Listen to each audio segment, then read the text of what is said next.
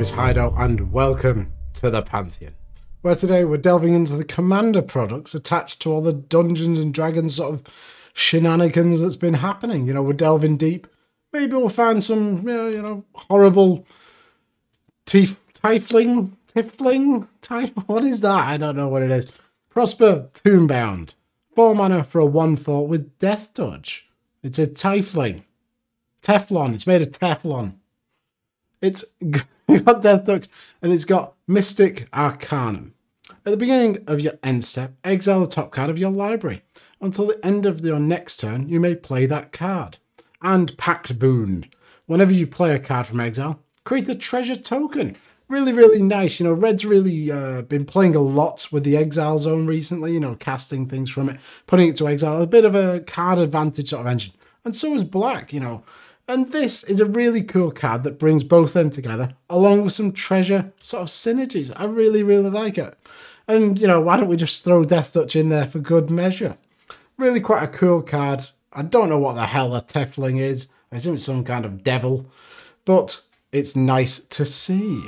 If you like these videos, please do consider subscribing. I'm going to be making one of these for every single legendary creature ever printed. And hopefully I stay alive long enough to do that. Without further ado, let's have a look at number 5. And at number 5, we've got a Tali Primal Storm. And quite a few ways to cast things from exile. And this one is one of the best.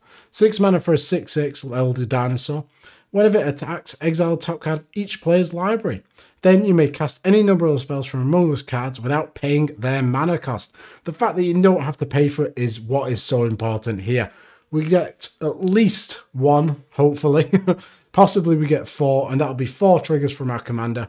Ooh, absolutely phenomenal. Loads of treasures. We're just going to be dumping mana into something else.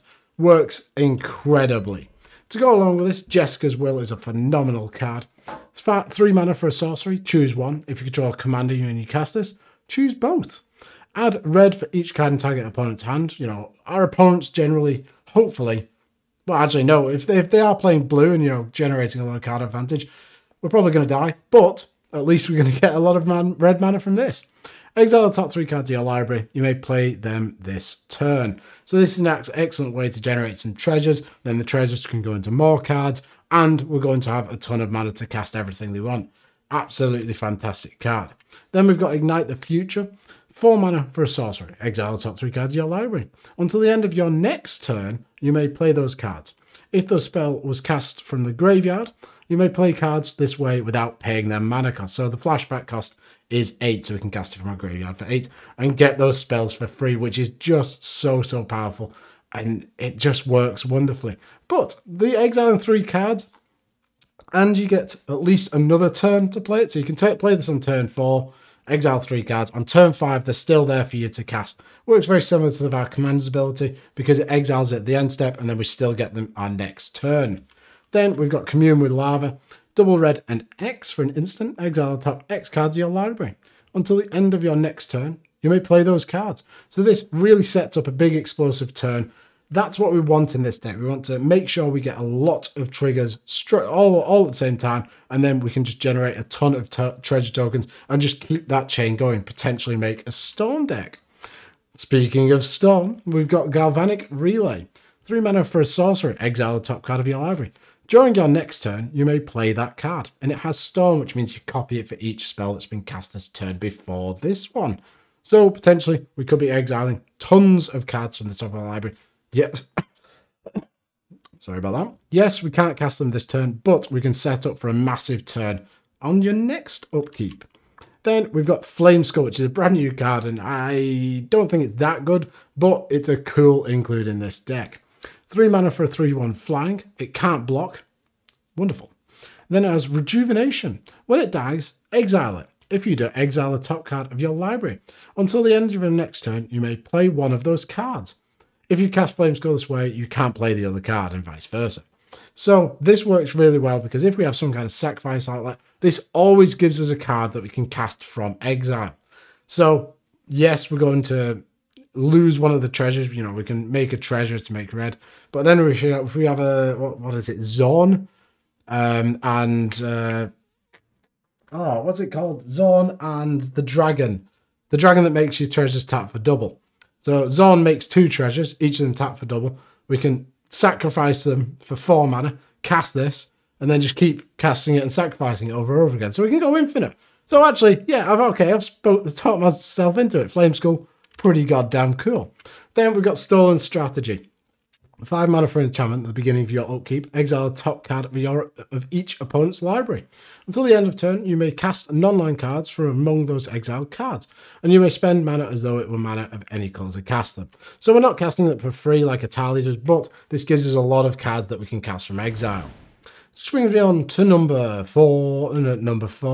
We've got Ragavan Pilfer, and this moves more into the sort of treasure synergy, but Ragavan works with the casting from exile as well. It's 1 red for a monkey pirate 2/1, and you can pay it for its dash cost for 2 mana, which means you put it in, it gains haste, and it returns back to your hand at the end of turn. Whenever it deals combat damage to a player, create a treasure token and exile the top card of that player's library. At the end of turn, you may cast that card. This does everything the deck wants to do for just a single red mana. Amazing, amazing synergistic piece. Dear God, I wish it was cheaper. Why are monkeys so expensive? I don't understand.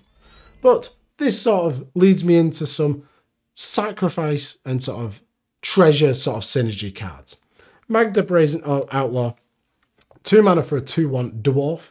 Other dwarfs you control get +1, so I don't think that's going to be too important. But whenever a dwarf you control becomes tapped, create a treasure token. So that includes Magda herself.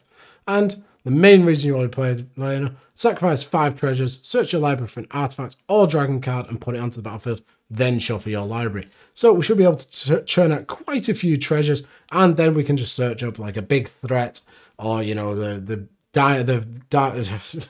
dragon I was just talking about, which makes all your treasures tap for double. Then we've got Ruthless Knave, 3 mana for a 3/2. You can pay 3, sacrifice a creature to create 2 treasures that tap and sacrifice for a mana. Or you can sacrifice 3 treasures to draw a card. So this turns it into a nice bit of card advantage and, you know, a nice sack outlet for maybe a Flame Skull or whatever you want to do. Really, really cool card. Then we've got Revel in Riches, 5 mana for an enchantment. Whenever a creature an opponent controls dies, create a colourless treasure artifact token. At the beginning of your upkeep, if you control 10 or more treasures, you win the game. Now, that is pretty goddamn good. Great way to win, and we want to be whittling down our opponent's creatures, and this will give us a ton of treasure for that. We're going to control the board and just generate a ton of value. Then Treasure Map, one of my favourite ramp pieces, but because it's a bit of card selection as well. 2 mana for an artifact. Pay 1, tap it, scry 1, and put a landmark counter on it. Then, if you have 3 or more landmark counters on it, transform it into its other side and create 3 treasures. And it becomes Treasure Cove? Treasure Cove. So you can tap it for a colourless mana, or you can sacrifice a treasure to draw a card. So filters through your deck, get you a nice bit of fixing when it flips, or if you're fixed, you're ramping in terms of getting a land, and then you can just start sacrificing to draw cards. The card does everything. I absolutely love it. Then we've got Reckless Endeavour, brand new card that I think is in this deck anyway. 7 mana for a sorcery, roll 2 d12s, choose 1 result. Reckless Endeavour deals damage equal to the result to each creature, so a nice board wipe. Yes, 7 mana is pricey, but then create a number of treasure tokens equal to the other result. So if you roll a 4 and a 12, I'd personally go for the 12 treasures, regardless of if it wipes the board or not. Just get all those treasures and then just start spending them everywhere. It's wonderful. Then that brings me on to number 3. And at number 3, we've got a slightly different direction to take the deck in. It's Madness. Stormkirk Occultist is a 3 mana 3/2. Vampire Horror with Trample. When it deals combat damage to a player, exile the top card of your library until end of turn. You may play that card. So that works really well with the exile theme that we're going for. Allows us to get a treasure from our commander's ability. And red-black are very much the Madness colours. But what is Madness? So Madness, cost of 2. If you discard this card, discard it into exile. Then you may cast it for its Madness cost, or put it back into your graveyard. So that means Madness, you are going to be casting it from exile, which triggers our commander again. So this card just hits on every level for this strategy. Ange Falconwrath, 3 mana for a 1/3 with haste. Discard a card to draw a card, so that's a good way to trigger our Madness things because we have to be discarding. Whenever you discard a card, if that's madness, untap Ange. So that works absolutely wonderfully. If you ram a bunch of madness cards in, Ange can just filter through your entire deck. Then we've got, sorry about this, Necrogoyf, which is a 5-mana star 4. Its power is equal to the number of creature cards in all graveyards. I love a Lurgoyf, absolutely love them. When I first got into the game, not Necrogoyf, this is Necrogoyf, Mortivore with the regenerate, oh, absolutely incredible. At the beginning of each player's upkeep, that player discards a card. So this is another great way to trigger our madness, and we're going to be ripping our opponent's hands to pieces. And it itself has madness for 3 mana, so you're cheating yourself out of 2 mana if you're casting it for its regular cost. What are you doing? Get discarding it. Then we've got Call to the Netherworld. A black for a sorcery. Return target black creature card from your graveyard to your hand. And it's madness for free. So if we're discarding this, we're going to be casting it for free from exile, which means we're going to exile the top card, getting more card advantage. And then we're going to get a black creature card back, maybe a Necrogoyf. Then we can madness that and whoosh, whoosh, whoosh, whoop, whoop, whoop. Just absolutely fantastic. Loads of value. I love it. Then another great way to trigger all your madness cards is Harnfell Horn of Bounty. 5 mana for a legendary artifact. And it's the other side of Birgit, God of the Storyteller. You can discard a card to exile the top 2 cards of your library. You may play those cards this turn. So this works again with the madness synergies. Discard a card, play it for its madness cost, which means we're casting it from exile. Then we've exiled 2 cards, which we can cast, get tons of triggers off our commander. Oh, absolutely amazing. Birgit, God of Storytelling is great in the deck as well if you want to be sort of like storming off. 3 mana for a 3/3 whenever you cast a spell. Add a red. It's end of turn, this does it. You don't lose this mana as steps and phases end. And you can boast a bunch. Who cares? Fatal Suiting, great way to enable any sort of madness synergies. 1 red for a sorcery, draw 2 cards, then discard 2 cards. And you can flash it back for 3 mana. Wonderful. Absolutely wonderful. Brings me on to number 2. And number 2, Indomitable Creativity. We've made a bunch of treasures. Let's use them for something. Triple red and X for a sorcery. Destroy X target artifacts and or creatures. You can target your opponents, but they do get the effect. For each opponent destroyed this way, its controller reveals cards from the top of his library until you reveal an artifact or creature card is revealed and exiles that card. That player puts the exiled cards onto the battlefield and shuffle their library. So yes, we aren't going to be casting it from exile, but it does play really well with making all these treasures, all of the artifacts, enchantments and whatevers. You can board wipe everyone and then just splurge a bunch of things onto the field. It's so, so cool. The artwork, absolutely phenomenal as well. And if we're making a bunch of artifacts, Academy Manufacturer is a great one because we're going to make even more artifacts. 3 mana for a 1/3. If you would create a clue, food, or treasure token, instead create 1 of each. So obviously we're going to be making treasures. Why don't we get a bunch of clues and foods as well? You know, a bit of card draw, a bit of life gain. Wonderful. Absolutely fantastic. And if we're having all these artifacts on the field, let's take advantage of them with Inspiring Statuary. 3 mana for an artifact. Non-artifact spells you cast have improvised. So most of the things we're going to be casting are non-artifact.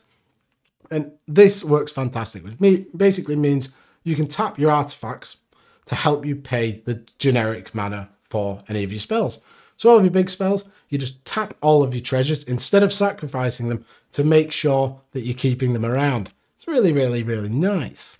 Then we've got Saheeli's Directive, triple red and X for a sorcery with improvise again. So you reveal the top X cards of your library. You may put any number of artifact cards with converted mana cost X or less from among them onto the battlefield. Then put all cards revealed this way that weren't put onto the battlefield into your graveyard. So this is a very different card to build around. You want to be very, very heavily into artifacts with this card, but it's potentially a direction you could go with a deck. Which brings me on to my number 1 pick. And the thing with this is when you're playing against people like my friend Dave, who's just a Luddite, you really need to be careful when Chandra's Ignition goes off. 5 mana for a sorcery. Target creature you control deals damage equal to its power to each other creature and each opponent. So why would I include this deck in the deck? Well, our commander has Death Touch. So even though it's a 1 power creature and this will be dealing, target creature will be dealing 1 damage to each creature. Because it's got Death Touch, it'll just wipe the board completely. Really, really awesome. Great little board wipe. Yes, it'll wipe our own creatures, but we're going to keep our commander around and we can just keep churning things out. To go along with this, Thornbite Staff, great card with anything with Death Touch. 2 mana for a 4 equip Shaman Equipment. Equipped creature has pay 2 and tap it. This creature deals 1 damage to target creature or player, so 1 damage with Death Touch will kill anything. And then, whenever a creature is put into a graveyard from play, untap this creature. So with our commander, we can just pay 2, tap, ping, you're dead. All right, untap, do it again and again and again, and just control the board completely. Then if we're going down the Death Touch route, well, let's give everything Death Touch so we control. And our opponents, they don't want Death Touch. Let's take it away from them. Archetype of Finality, 6 mana for a 2/3, creature control of Death Touch. Creatures opponents control lose Death Touch and can't have or gain Death Touch. Delicious. Give me the Death Touch. Then Hooded Blightfang, 3 mana for a 1/4 with Death Touch. Whenever a creature you control with Death Touch attacks, each opponent loses 1 life and you gain 1 life. Whenever a creature you control with Death Touch deals damage to a Planeswalker, destroy that Planeswalker. So a nice bit of Death Touch sort of synergy there. Is it going to be that impactful? No, it's not, but it's a cool build around, and that's what Commander's all about, having those cool little synergies that you can take advantage of. Thank you very much for watching. I've very much enjoyed talking about this. If you enjoyed it, please do like, comment, subscribe, and I'll see you soon. Bye.